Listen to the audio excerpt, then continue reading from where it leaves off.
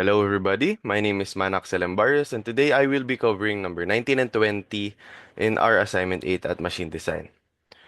For 19 and 20, halos same lang yung given or same lang yung formula na gagamitin, which is P is equals to D cube N over a number.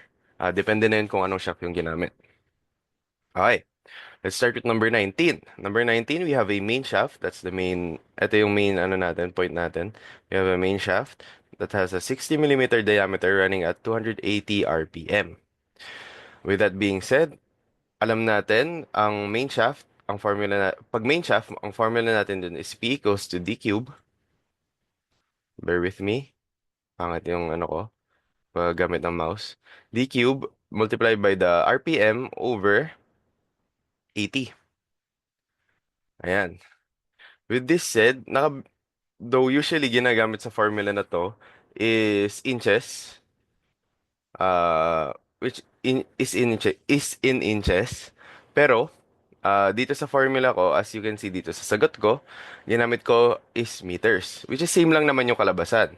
Pero kahit ipalit natin yan, let's say ginawa natin yung inches, so 60 multiplied by per 1 inch, 60 millimeters. Per 1 inch, there is 25.4 millimeters. So, alam natin magka-cancel yung ano na ito.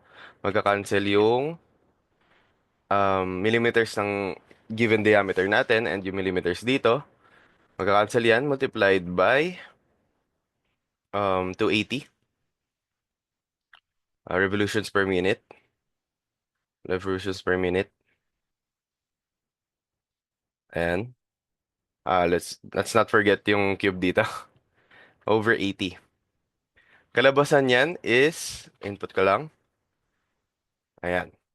46.1395.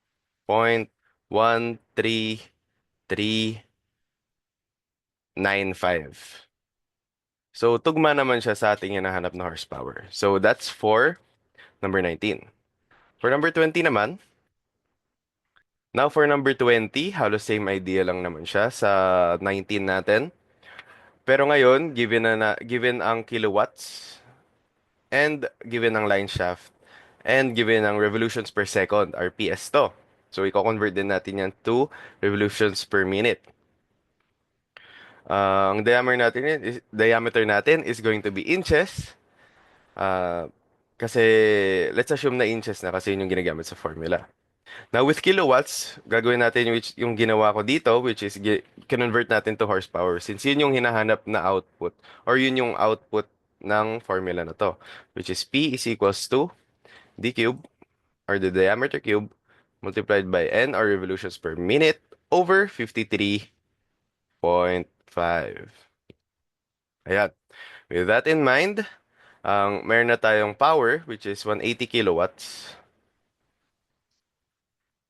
Ko-convert ko to horsepower, which is wherein 1 horsepower, ayan, bear with me, sorry, is equals to 0.746 kilowatts. Oh, kilowatts. Ayan. With this in mind, magka-cancel to. May iwan natin is horsepower. Though, pwede ko tong i-convert, pero kahit hindi na once you input it. Pero convert natin for the sake of the video. Over 1 over 0.746. Ayan. Kalabasan nito is 241.2869.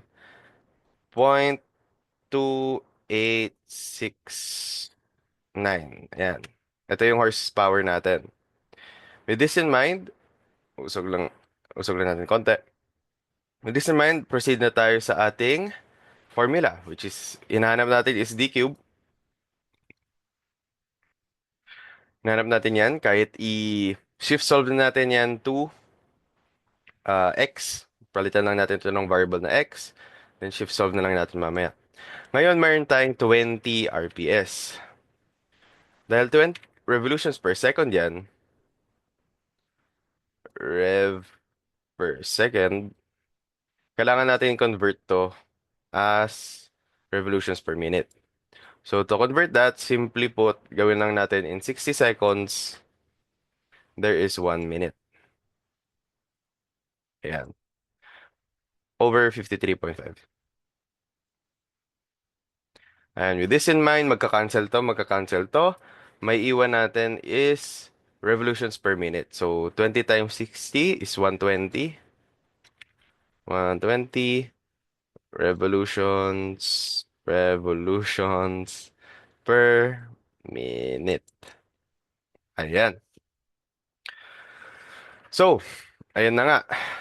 Halos plug and play na lang. Input ko na lang to sa calculator ko, which is 241.2869 is equals to d cube multiplied by 120 revolutions per minute over 53.5. And ang kalabasan natin is D is equals to 2.2075 inches.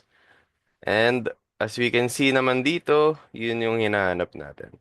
So yun lang naman for 19 and 20. Medyo basic lang siya. Plug and play lang. And ayan, thank you po for watching and I hope you enjoy your day.